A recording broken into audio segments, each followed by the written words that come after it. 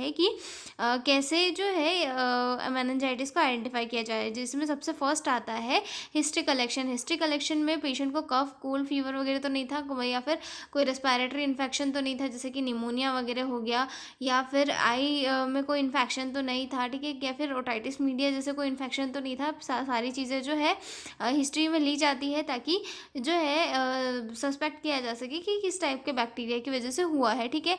और साथ ही साथ ये भी चेक किया जाता है कि पेशेंट को कहीं हेड इंजरी तो नहीं हुई थी पास्ट कुछ टाइम में, या फिर सर्जरीज तो नहीं हुई थी। ये भी जो है हिस्ट्री कलेक्शन में लिया जाता है, ठीक है। उसके बाद अगला पॉइंट आता है फिजिकल एग्जामिनेशन। पेशेंट का head to toe physical examination किया जाता है। देन आता है third lumbar puncture. Lumbar puncture जो है मेनिंजाइटिस का एक बहुत इंपॉर्टेंट टेस्ट होता है। लंबर पंचर में जो है स्पाइन से स्पाइनल कॉर्ड को का सैंपल स्पाइन में स्पाइनल कॉर्ड के अंदर से जो है सीएसएफ का सैंपल कलेक्ट किया जाता है। सीएसएफ के सैंपल से ही आइडेंटिफाई किया जाता है कि इन्फेक्शन किस रीज़न की वजह से कॉज हुआ है, कौन सा बैक्टीरिया है, वायरस है, किस चीज़ की वजह से इन्फ्लामेशन आई है, ठीक है। सीबीसी एंड ब्लड कल्चर किया जाता है। ब्लड कल्चर से जो है बैक्टीरिया को आइडेंटिफाई किया जाता है, या फिर आउटर ऑर्गेनिज्म को आइडेंटिफाई किया जाता है कि कोई बैक्टीरिया है, वायरस है, या किस चीज़ की वजह से जो है इन्फ्लामेशन कॉज हुई है, ठीक है। सिटी स्कैन किया जाता है, एमआरआई किया जाता है, पीसीआर किया जाता है, पॉलीमरेज चेन रिएक्शन। ये जो है वायरल मेनिंजाइटिस को डिटेक्ट करने के लिए एक किया जाने वाला एक टेस्ट होता है जो काफ़ी फास्ट होता है और काफ़ी एक्यूरेट टेस्ट होता है, ठीक है।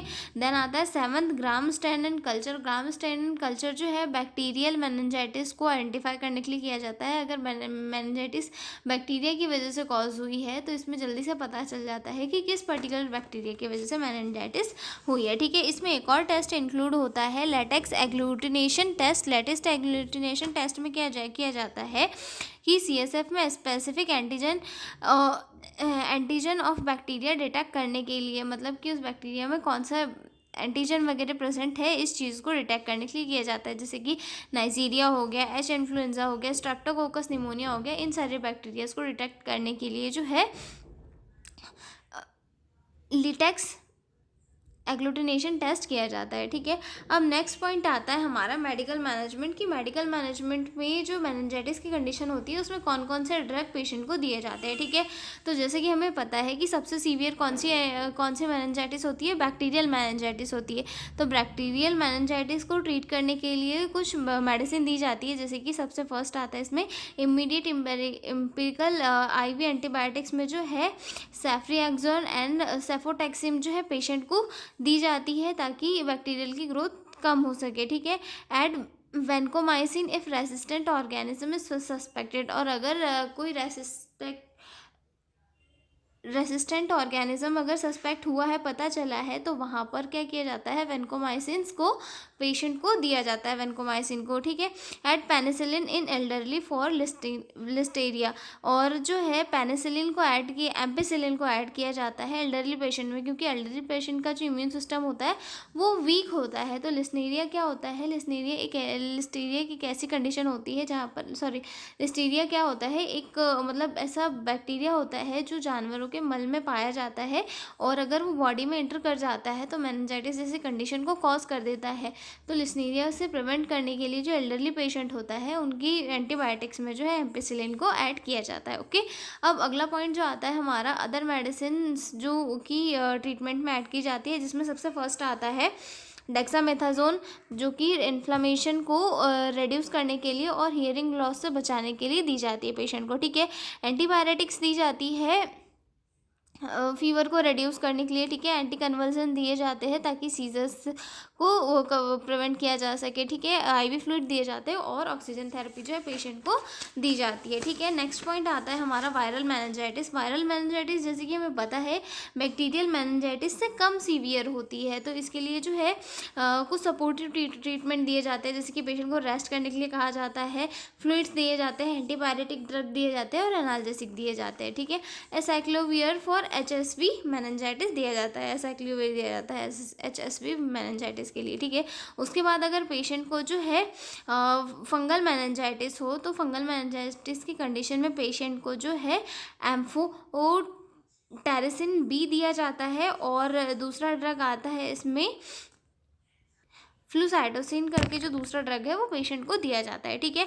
उसके बाद एक और जो हमारी मेनिंजाइटिस होती है जो ट्यूबरकुलोसिस की वजह से कॉज हो रही है, जिसमें जो है एंटी ट्यूबरकुलर ड्रग पेशेंट को दिए जाते हैं। जो मेनिंजाइटिस माइकोबैक्टीरियम ट्यूबरकुलोसिस की वजह से कॉज हो रही है उसमें जो है एंटी ट्यूबरकुलर ड्रग दिए जाते हैं, जिसमें क्या आता है, आइसोनियाजाइड आता है, रिफाम्पिसिन आता है, पायराजिनामाइड आता है, इथाम्ब्यूटोल आता है एंड स्टेरॉइड्स पेशेंट को दिए जाते हैं, ठीक है। अब अगला पॉइंट आता है हमारा नर्सिंग मैनेजमेंट की नर्सिंग मैनेजमेंट में क्या क्या किया जाता है। तो सबसे पहले जो है हमारी प्राइमरी जो नीड होती है ABC यानी कि एयरवे, ब्रीथिंग एंड सर्कुलेशन को मेंटेन किया जाता है, ठीक है। Control fever, check temperature and give antipyretic. अब इन्फेक्शन वाला पेशेंट है, मेनिंजाइटिस वाला पेशेंट है, तो पेशेंट को क्या दिया जाता है, सबसे पहले फीवर को रिड्यूस करने के लिए एंटीबायोटिक्स वगैरह दी जाती है, ठीक है। Assess severity of headache, give analgesic as prescribed. और हेडेक की सीवियरिटी हमें देखनी है और जो है जिस टाइप से एनाल्जेसिक प्रिस्क्राइब की गई है उसके अकॉर्डिंग हमें पेशेंट को देना है ताकि हेडेक को कम किया जा सके, ठीक है। Watch for seizures activity, keep rails padded. और जो है सीजर एक्टिविटी के लिए मिर्गी को हमें देखते रहना है और हमेशा जो है रेल्स पैडेड पे पेशेंट को रखना है, ठीक है। Maintain hydration and nutrition. और हाइड्रेशन और न्यूट्रिशन पेशेंट का मेंटेन रखना है, ठीक है। Reduce sensory stimulation, keep the room को डार्क एंड क्वाइट। जैसे कि एक मेनिंजाइटिस वाला पेशेंट होता है उसे फोटोफोबिया होता है यानी कि लाइट से डर लगता है, वो काफ़ी सेंसिटिव हो जाता है लाइट से, तो हमें जो है रूम में हमेशा डार्क ये रखना है, डार्क थीम रखना है, एक डार्क रूम रखना है ताकि पेशेंट को ज़्यादा इरिटेशन ना हो, ठीक है। Monitor neurological status, check level of consciousness, provide comfort measures, ठीक है। और पेशेंट का जो न्यूरोलॉजिकल स्टेटस है वो हमें चेक करते रहना है, पेशेंट कॉन्शियस है या नहीं ये भी चेक करना है, ठीक है।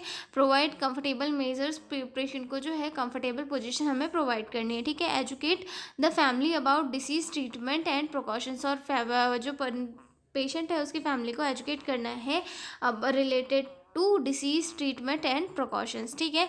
तो ये हमारा नर्सिंग मैनेजमेंट हो गया। अब साथ ही आप नर्सिंग डायग्नोसिस देख सकते हो, यहाँ पे 2 नर्सिंग डायग्नोसिस लिखी हुई है। और हम जो है आगे अब देखेंगे केयर प्लान्स। आप लोग देख सकते हो, मैं इसमें केयर प्लान की जो इमेज है वो लास्ट में ऐड कर दूँगी, ठीक है। तो मिलता है अगले वीडियो में और आप लोग देख लीजिए ये इमेज जो केयर प्लान की है वो मैं ऐड कर दे रही हूँ, ओके।